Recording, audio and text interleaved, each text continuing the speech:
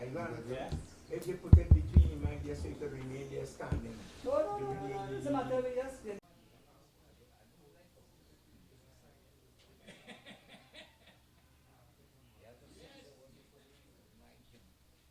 you spinning out more. You're the only champion in the country and look what going on. Yeah. It's time you start talking. Oh man. Well, I remember when you only come out to find out what is happening, right? You want to know what's happening, what's new, what's new.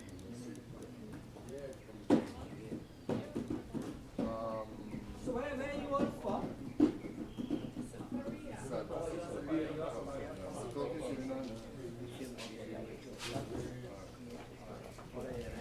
Oh, St. Patrick. Yeah, one.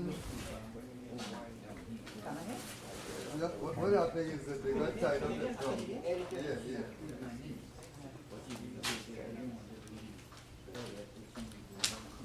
Yeah, man, I know all this is in politics. And they're going to never stop me to cover this.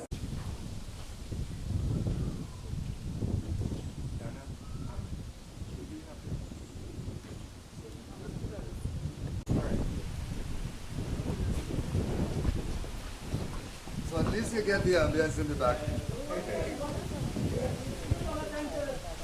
We can just change our that put it. higher. Yeah. Put it Just change our. No, I will listen up there when I'm talking. No, one is a higher one. Oh, he's too low. Lovely. No problem. Short one.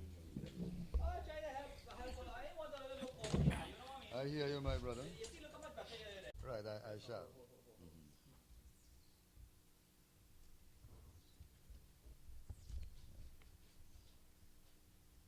In this picture here, we're seeing what is called the Warao habitat. In other words, the territory that belongs to the Warao Nation, that has been so since God created man in this territory. Now, in this picture here, the other one here, you with us? This picture here, this is called the Warao cosmological world. So this defines the parameters of our cosmological world. That is to say that at the east, west, north, and south, which are 4 mountains, there are what we call earth gods. On the east is the earth god of creation, who created man. On the west is the god that deals with our ancestors and directly relates to this site, Banwari site. On the north is Nabarima Hill, which is San Fernando Hill. And this relates to where our first father, Haburi, actually had 2 children or formed sanctuary. And as such created the shamanic discipline or retained the shamanic discipline that actually was the foundation of our traditions of the Warao Nation. The southern mountain is in Venezuela. There it's called Karoshimo Mountain now. But it's the 2 earth gods there is Uraro and Karoshimo. All right. So in a nutshell, this is a picture that was drawn by the Harvard University. So we're saying that in Trinidad, where there's a lack of knowledge about the Warao Nation, the other universities of the world, like the Harvard University, like the California University, they have more information than probably we ourselves have, because we have lost our traditions and our identity as a result of colonialism, as a result of decolonization, and that sort of thing. Our history. As a result of loss of culture and language and all of this, our people now suffer what we would have to call a lack of knowledge of themselves. So that very many people even believe that they're Spaniards, some believe they're French because they carry French names, some believe they're Africans and all that sort of thing. But our history shows that Warao people actually liberated slaves, in the early part of slavery, and even in the late were married to these slaves. We also have intermarriage between the Spaniards, most of all. This is why most people call us Spanish. And then, of course, there is the interrelation with East Indian people. My uncle married an East Indian and so on. So that we are mixed with all of the races that came to our land. So that if we had to look at that, we'd find that perhaps about half of the population might be Warao, of some blood of some nature or the other. Thank you very much. Descendants, yes. You truly are. Tell us your name and the name of your organization. My name is? He knows the words. My name is Felix Vorze Jones. Say that. Felix Vorze Jones. Say that name for me. Felix Voisin Jones. All right. And what's the name of your organization? Name of my organization is the Warao People, Southwestern Peninsula Council of Elders of the Warao People. Tell us. WARAO. Right. So now, tell us where we are and what are your concerns. We are in Banwari Trace. Please finish. And this place is where our find was found, Banwari man, almost 9,000 years or more.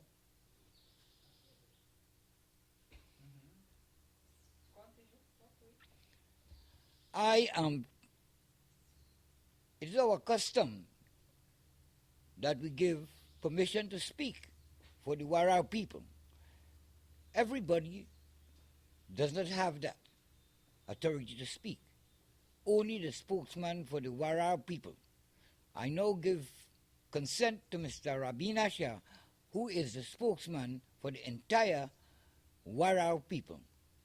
Mr. Shah. Thank you very much, sir. Tell us your name again. Morning, I am Rabina Shah, Rabinashar. I am honored to be given the permission to speak on behalf of the nation by my Elders Council, my Grand Chief, who is not here this morning. The first elder has done the honor of granting me permission to speak on behalf of the Warao Nation. This is a nation, a Warao Nation. This is not an organization or as such, you know. Although we have been registered as an NGO, and the purpose for registering as an NGO is to have the legal status so that we can represent our people legally and be recognized legally as a nation in this land. Now, I want to believe that we are the only NGO, per se, that has been registered as a nation. So legally, the government has recognized us as a nation without probably recognizing this. Any other questions, sir? So what is your concern? What is the concern? Right. We're here this morning because we are fighting for the rights of indigenous people. According to international conventions and instruments, for example, the ILO Convention C-169, and according to the United Nations Declaration on the Rights of Indigenous People, we have certain rights in Trinidad and Tobago, and to define those rights under natural law, which is the highest law of the land, the law of the nature, the law of God, the law of the universe, the Warao Nation has actually been created, man has actually been created in the cosmological world of the Warao Nation. So that to understand this, we are what you would call the first sovereign nation or the first inhabitants of Trinidad, and by extension the other territories which extend from Venezuela, Guyana, Suriname, and in some cases into Colombia. So in essence, what we're here to do is to inform the population that we are making claims, and that's legal claims, to the rights and entitlements of our sovereignty in this land as the First Nation. That's the crust of the thing. However, our experiences with the government of Trinidad and Tobago for the past 4 years have been many, rather, where we have been played, although the government have signed the United Nations Declaration on the Rights of Indigenous People, they have not indicated by their actions that they are serious about addressing the issue of recognition, and recognition is a legal term here, of recognition of the rights of indigenous people in Trinidad and Tobago. In the sense that they have been mandated to address the rights of indigenous people by being signatories to this contract.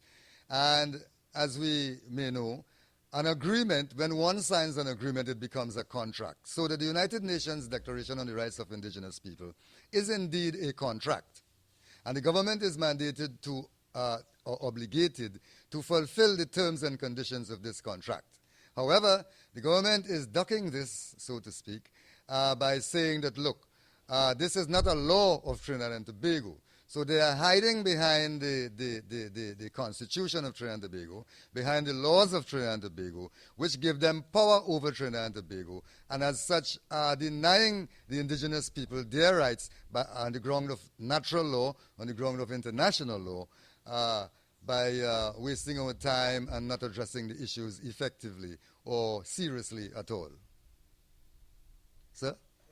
Okay, so that's just one part of it. Now, why are we here? Why are we here this morning? Right. We are here this morning because of the, let us say, the government, let's say, not seeing the issue or not coming with clean hands then to deal with us. They are, in the meantime, destroying our property, like, for instance, the Naparima Hill or the San Fernando Hill. This is two earth gods to us and is very sacred, not only to the people of Trinidad, but to the entire Warao Nation of northeast of South America. As you would observe, this hill has been quarried and destroyed. And most of the artifacts and evidence that substantiates our existence in this country has been removed, not only by the British, but by local Trinidadians. So, for example, the cave that our first father, our progenitor, lived in, has been quarried and removed from any existence. The items that were there have been sold or disappeared, for that matter. And there is no record in Trinidad history to say that, look, we have this or we have that. So this is mostly in the hands of collectors who purchase items like this, recognizing the value of them for millions and hundreds of millions at times, depending on the age of the item. Because you see, artifacts, like, for example, in this site here, which is right behind us here, Banwari site, right? In this Banwari site, a gentleman by the name of Mr. Peter Harris, an archaeologist, I understand, found or made a discovery of bones which was really discovered by the people who live around here. And they called him in, and he examined these bones, and after, let us say, archaeological research and all this sort of thing, they found that these bones were between 7,000 to 9,000 years old. This, in the international arena, in the field of academia, per se, is a very valuable find. It speaks to ancient man, and it has history and DNA and all this sort of thing that you know could be explored by science. Okay, so that in a nutshell, this find has to be appropriated only to the Warao Nation, simply because it's only the Warao Nation of Trinidad and Tobago that has been in existence in this land from creation, and from the creation of Haburi, which is more than 9,000 years ago. You see? Archaeologists have discovered in El Jobo in western Venezuela, they have discovered stone spears, per se. And these stone spears and in bones of mastodons and glyptons, which are animals that are extinct in these days.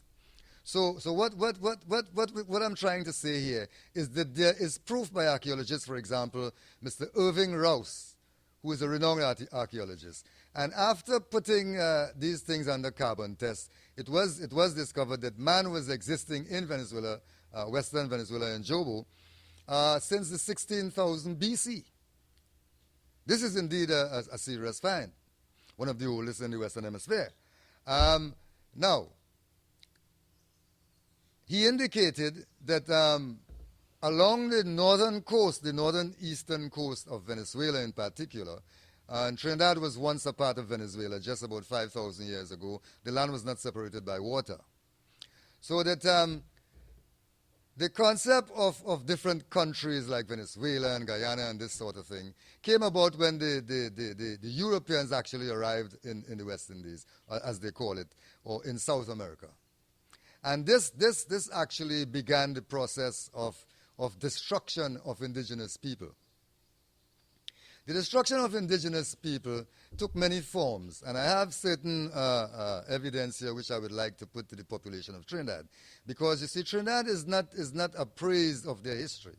They are a 52-year-old nation in essence, which actually came about because of the 1962 Independence Act. And here they are claiming lands that they didn't know that these lands exist before they came here. You know, and they are claiming what we're calling sovereign status. So we need to educate these people, the immigrant settlers and so on, about whose land they're living in and the rights of these people and so on. So that we wish to, in this conference, address this issue. But we are here primarily to protect the last semblance of evidence, you know, with respect to the proof that we existed in these years and so on. Yes, sir? Mm.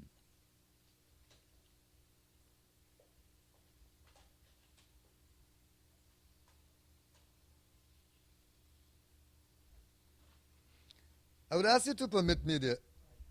I would ask you to permit me, dear sir, to deal with some of the evidence that speaks to the rights of indigenous people, because this is a global village nowadays, and it has always been. We have to understand the principle of indigenous people's lifestyle, which is based upon natural law, which is based upon living in harmony with nature. We don't see ourselves as man being a superior being to a plant or an animal or water or any of the elements. We are all one, earthlings, if you follow what we're saying. So we have lived with respect, mutual respect for each life form, you see, because we are a part of each other. We are brothers then, so to speak, or sisters, so to speak. So that this is the philosophy of indigenous people. And every indigenous tribe throughout the world has that main understanding of not only the earth, but its relation to the entire universe. So for example, places like Banwari here, in particular, let's talk about the San Fernando Hill. This hill is situated at a point. Yeah, I'll come into Banwari, but this hill, I'm just explaining to you some of the things. This hill is situated at a point that directly connects with the forces of the universe, the God then, so to speak, right? So that it's a point, the Egyptian pyramids, another point. You know, throughout the world there are points like that that connects the earth to the universe. So our whole history is based upon a thinking and a knowledge that speaks to the cosmos, that speaks to the knowledge of man as being a cosmological being, and not necessarily a physical being that concentrates on exploiting the earth and accumulating the profits of the earth for one person at the expense of the other. So that being said, yes, sir, I wish to go now. Remember that we are talking about Banwari trees, and I know that is your interest, sir. But you see, you have to understand how these sites have been removed from us. Right? And why we are now fighting for this, because of the rights that we have. So we're speaking all this so you can understand who we are, the rights and so on, and the evolution of what shall we say, the evolution of where we reach in terms of having laws, implementing international laws and so on, and why we are now, I would say, partially protected by these laws, and who made these laws, and that sort of thing. So we got to understand law as being the thoughts that reflect men's intents that became law in order to implement these intents or to acquire these objectives of the intents. This is what how law was actually arrived at. So the rights of indigenous people is the first aspect I'd like to deal with. And I'm trying to be brief, you know. The rights of indigenous people have been denied them, in particular by the invasion of Europe in our lands. So this first began with genocide, where they had military force and power over us, and as such they conquered us by killing us out and that sort of thing. So that we're looking at the thoughts here now. They proceeded to go along by what you call indoctrinating us with their values and their systems and their laws and so on. Because what they were saying, and I would go into that, what they were saying is that we were savages, eating up one another and that sort of thing. And there was a reason for making these allegations, you see, because they wanted to introduce their way of life into us and to have us live like them. Because, you know, to put us as savages, as people eating people, they had what you call justifiable cause. So they created a term called just wars, you know, so that with these just wars, they had what you call the right, therefore, to kill our people and force us to learn what they call civilization by their standards. You follow? So that they also created international institutions, right? Like, for instance, they had, prior to international institutions, they created missions, or we call prison camps, or reservations, like in North America and so on. So that they went on now to realize by their own clerics and so on that they are doing a wrong thing. So they had to find some way of making this appear to be right. And in doing this, they created what we call laws, laws of countries, rather than adhering to natural laws or international laws. So these laws of the countries actually took place after the World Wars. Now, I understand that, but I want you to understand, sir, that these are the techniques that have put us in this position that we are in today. And unless the people know how we came to be in this position, then they will be lost again.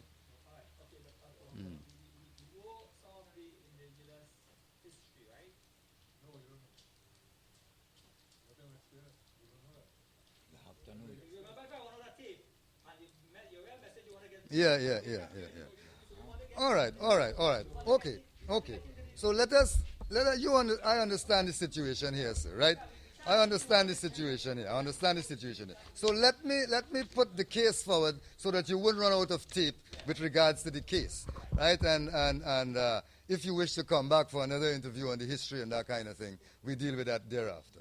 Now, Banwari Trace. This is what you want to hear about. This is what you came to hear about, right? Banwari Trace is our ancestral remains. I've just explained to you historically why we have claim to this, and so on, because we are the original inhabitants of the land, okay? We have a position to declare with respect to Banwari Trace and its environs, because Banwari Trace is a cemetery situated in our habitat, where our people lived. So there is a lot of artifacts in this place, not necessarily in the cemetery. You know, the bones are what they are concerned with because they have found it and it's a strange thing. So it became an international thing, right?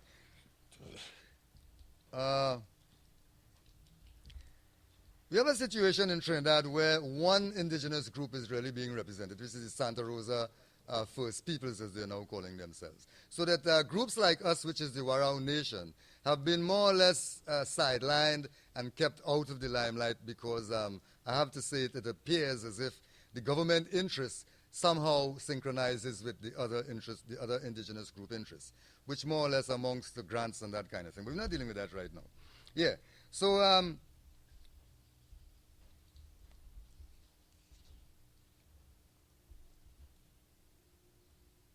we are saying that this group has no authority to speak on behalf of the Warao Nation, primarily because they don't have a history.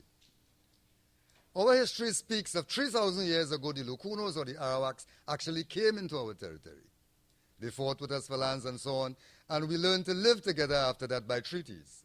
So too the Caribs, per se, or the Kalinagos, you see. So people don't know this, so we need to inform them, all right? And they claim to be Kalinagos and all this sort of thing, right? So we're saying that they cannot speak for us. We have to speak for Banwari. But we understand in a meeting on the 29th, which was last week, Wednesday, in a cabinet committee meeting, because although you're avoiding this, the government of Trinidad and Tobago have taken steps to implement the United Nations Declaration, or to make it appear as if they're implementing it then, Right? Pardon me. So we are saying that they cannot represent us. So we have called this press conference for the world to know, with respect to Banwari in particular, right, that we are making a claim here and we are taking a stand here against what the government is doing to actually destroy the last remains of our scientific and archaeological and artifacts and so on. You know, last remains of evidence to substantiate our existence. Right? So we declare that there's no agreement that gives them the right to speak for the people of Trinidad and Tobago, which is Santa Rosa. Right? And as such,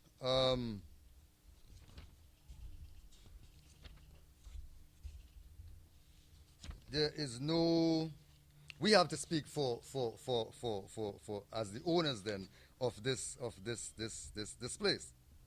Now, what is the position that we have taken? Our position in this matter. We have heard that the government have been running the highway through our habitat, and they have given reasons like traffic congestion and all of that. Okay? But our position is to stop the highway from proceeding to destroy all artifacts and evidence of our existence in the southern habitat of Siparia, which includes Oropuch, Pinal, San Francisco, and all these areas that we're talking about here, that this highway is going to encroach upon. The lagoon, the mangrove, that protect the land from the invasion of the sea. See? So that these things didn't come just like that. A man didn't build that, you know. For a man to destroy that, I think he's saying he's God kind of thing, you know. So that nature has protected these sites in its architectural capability, you see. So that to protect these artifacts from the invasion by the sea, you see. So that seashells are found, if you look around, right in this site and all over this place here. Indicating knowledge of something, right?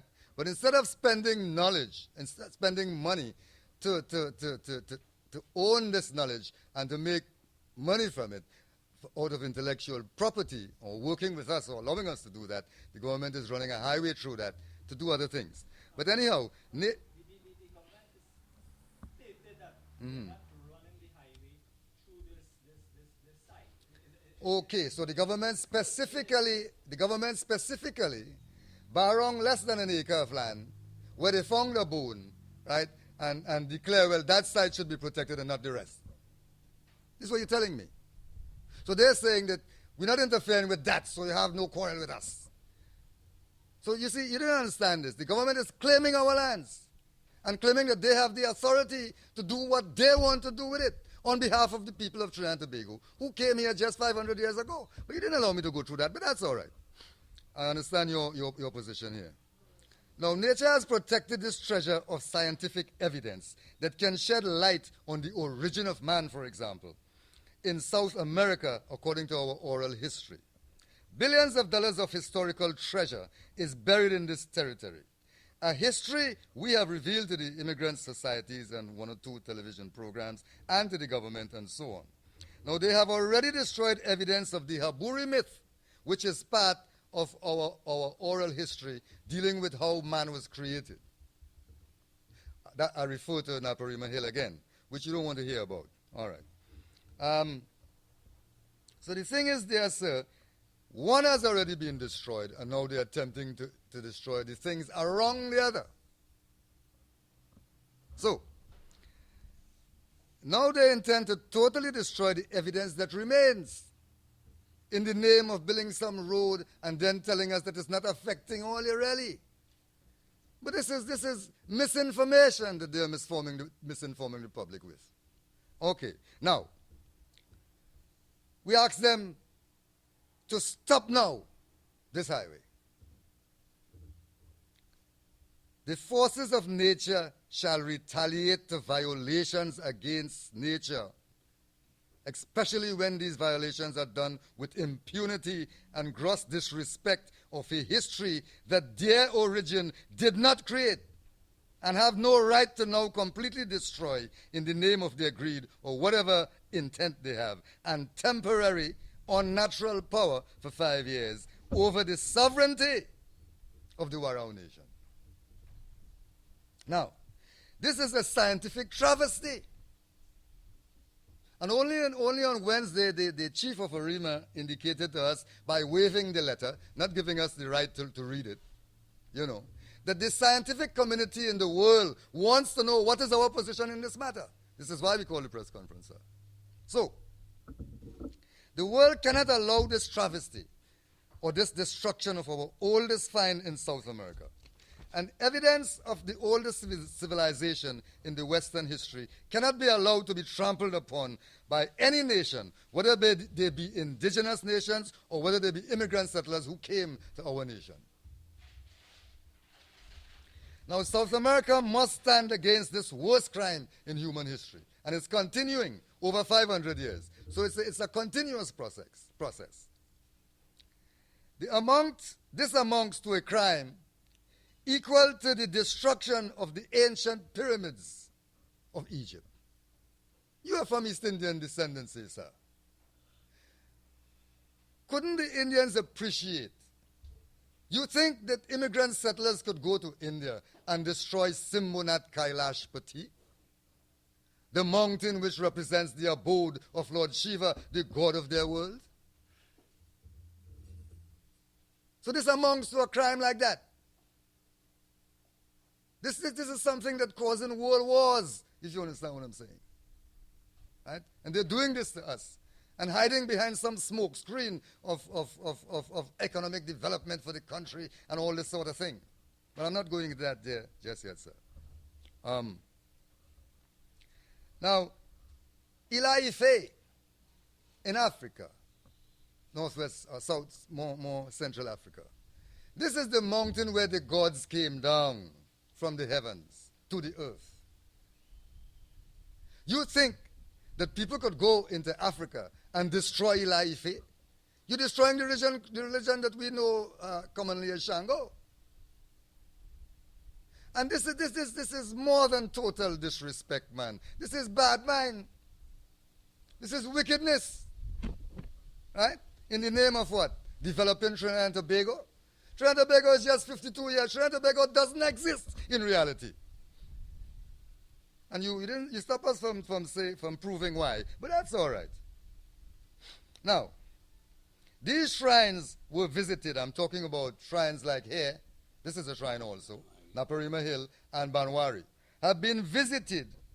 These shrines, right, were visited by every nation of the Americas to pay obeisance to the most sacred of sites in the Americas. This was an indigenous tradition. And we, the Elders Council of the Warao Nation, and we are a nation, not an organization, shall sacrifice, even if it comes to our lives, dear sir, to protect this treasure, of Western humanity from being destroyed by whosoever is attempting to do this. We have lost our language in the course of this 500 years of history. Our traditions, our religion, our resources, our sovereignty, the right to be king in our own lands. It come like a man coming in your house and tell you, well, go outside. This is my house now. This is what's happening. Right? So what we're really doing here, my dear sir, is to prevent the further loss, that was caused by these Europeans and now being continued by the Trinidadians and Tobagonians, or Trinbagonians as they call themselves. So we're calling to their attention and we're calling to the world, to let them know, look, you can't do this. This is not yours to destroy. Okay, so we ask that they consider our position to stop the highway, that our family of indigenous peoples throughout worldwide, that the scientific community in the international world, and those who find merit or fault in our position, to voice their views. We ask that this position be broadcast to the world of humans for their views and considerations in the matter. We ask Mr. Kublal Singh and I'm saying this on my behalf now, to allow me to take up the fast, because I have more cause than him. I'm not so sure what is his cause. And I must say that I admire and respect this goodly gentleman for what he's doing. And he must have a cause that is worth the while. Okay? Now that the Warao Nation takes this struggle to another level, we've been quiet all the time. We've been made fools of for the last 4 years by the government. And it's time that we stand, because there's no good faith anymore. Right? It's time that we stand to take this struggle to another level. We do not ask you to renounce your position, Mr. Kublai Singh, but Socrates chose to die for the truth. And so does every just man who is honest unto himself. Give us your views on our position. And we ask the government of Trinidad and Tobago to come with clean hands. We ask the World Circumference to engage in the debate for justice of indigenous people worldwide. For this is not only a Trinidad thing. This involves indigenous people all over the world that are suffering. Now the powers that be, we ask, set the captives free. Now, we continue with the reasons that the government have proposed. But let's look at how they surreptitiously hide their true intentions. One of the reasons for the highways are, we're not talking about what they say, right? Because they don't talk the truth anyhow. And whether it's this one or the next one, is the same khaki pants. The oil sand production, and this is what we're dealing with here now. The oil sand production, known in the world as the dirtiest and most poisonous industry in the world, is about to be introduced into Trinidad and Tobago, in the Warao Nation's territory, further destroying it. Sir. So that for the production of oil. So they're going to take oil out of the oil sand. This involves a process of washing or steaming. And the kind of poisons that come out of this process, my dear sir, would make the aluminum plant look like a joke in terms of poisons. Right? So, more than 50 or 100 times more poisonous. You follow what I'm saying? Now, our native families from Canada, about 2 years ago, have given us a research document and experiences which they have had, which left their lands desecrated and destroyed in Canada. Surrounding environments poisoned. Water, trees, plants, animals killed. People diseased and dying away and suffering in protest. The loss of their habitat and means of survival,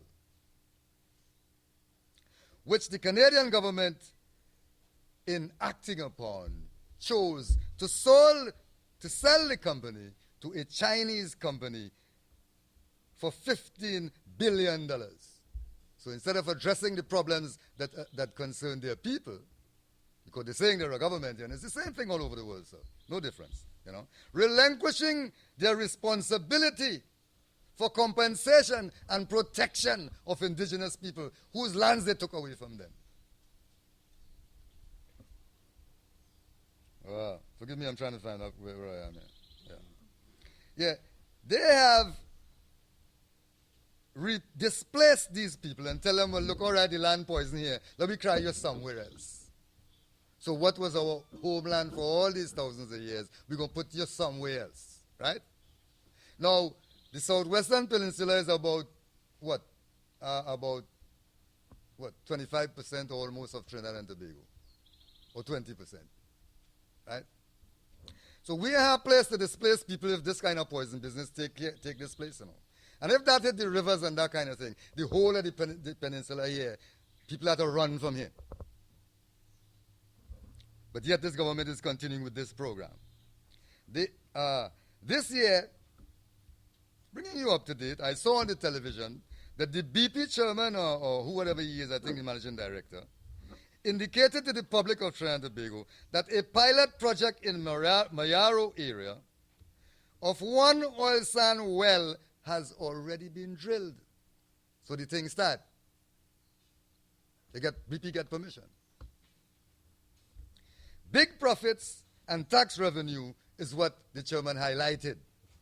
because this is what we want to hear. Everybody in Trinidad want to hear how much money it have in that for me. You know, so money come God and humanity is a joke. That vagrant should dead. I hear people saying Kubla Singh should dead. He's a madman and all this sort of foolishness. So just show you where we reach.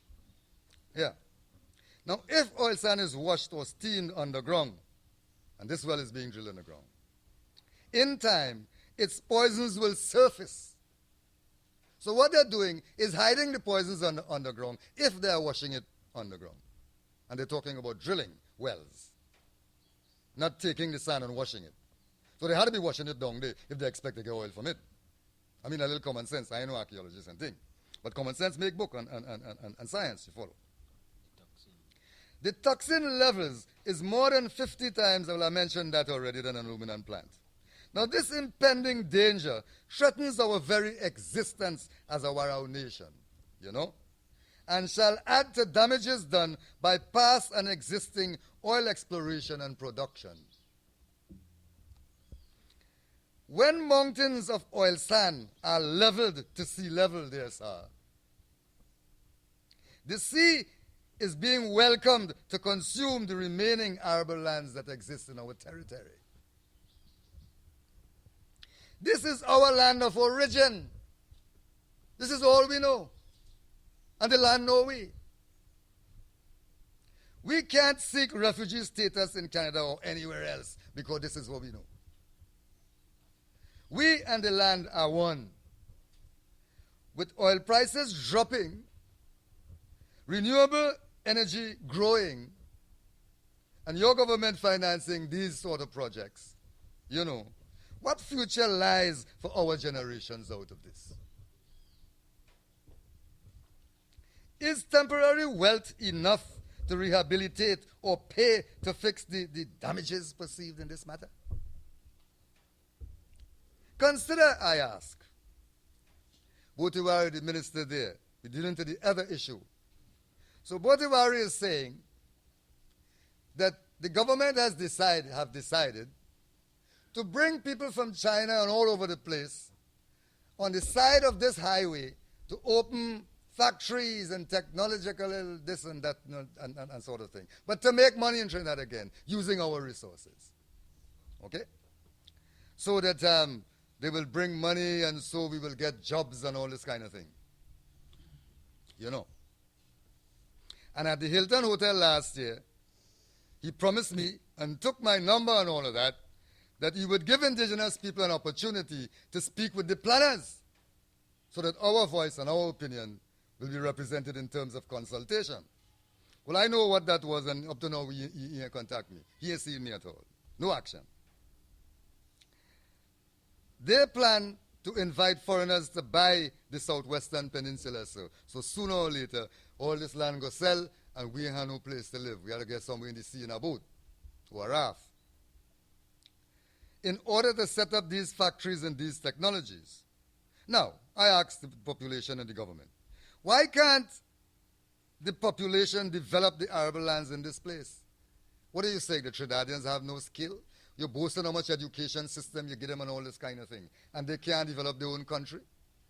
$7 billion spending, $7,000 billion spending to bring a highway through here, our lands, and destroy everything. And you're telling me that $7 billion couldn't have been spent among our people to plant food and be self-dependent in food? Something wrong here.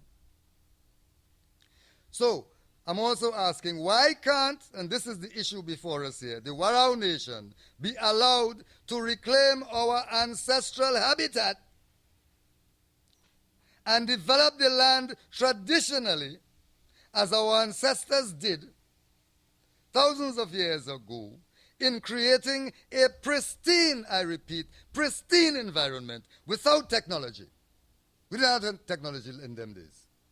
And the place had beautiful trees. Now we had to get chemicals to grow a piece of food. Long time if a corn fall long it grow. You know? So, the United Nations Declaration on the Rights of Indigenous People, sir, and this is what we're talking about, gives us the right to do so, you know. So the world acknowledges this as our right. And this government signed that document, you see. So with the right of autonomy and the right of autonomy and the right to self-determination and the right that self-determination means that we have a right to get money from our resources and to spend that money as we please and to develop our lands as we please. Government don't want that. They want to tell us how to do this and tell us how to do that. So they are just another European system. Now, why are we denied the resources that we owned before you knew this land existed? Is it unrealistic? If your tape run out, man, your tape run out, sir? No. Thank you, sir. It is. Okay, sir. You want to ask me a question before I finish? I almost finished. It's just about, yeah. So I'm coming to the end here. Why are we denied the resources that we owned before you even knew this place, right? Existed. Is it unrealistic for us to share at least part of what is ours with you? Why are you reluctant to share what is ours with us? We have stolen nothing from Europe or from you.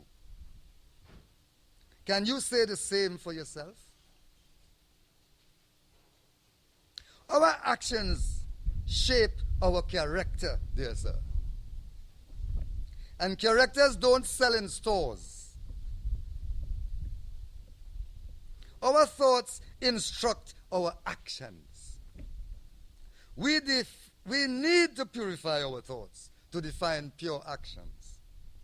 And facts define the parameters of truth. If a man is not truthful to himself, dear sir, who can he be truthful to? That's the question I'm asking you from Deus Adua quotation. Yes, sir, you had some questions to ask there.